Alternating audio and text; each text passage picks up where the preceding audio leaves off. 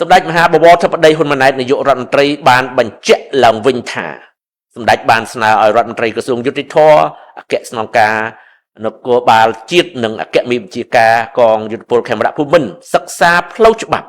ដែលកំពុងតែមានជាធរមានចំពោះលទ្ធភាពដែលអាចយកក្រុមក្មេងទំនើងទៅធ្វើការបម្រើឲ្យសមរភូមិជួរមុខគឺមិនមែនជាការបង្កើតច្បាប់ថ្មីនោះទេចំពោះការយកក្មេងទំនើងទៅបម្រើការងារនៅសមរភូមិមុខគឺមានន័យថាជាការងារវិស្វកម្ម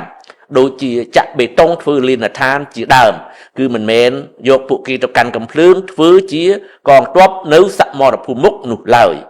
ការបញ្ជាក់បែបនេះរបស់សម្ដេចធិបតីធ្វើឡើងជាការឆ្លើយតបទៅនឹងក្រុមអ្នកវិភាគនៅក្រៅប្រទេសមួយចំនួនដែលបានបកស្រាយបំភ្លៃប្រសាសន៍របស់សម្ដេចដែលធ្វើឲ្យមានការភ័ន្តច្រឡំ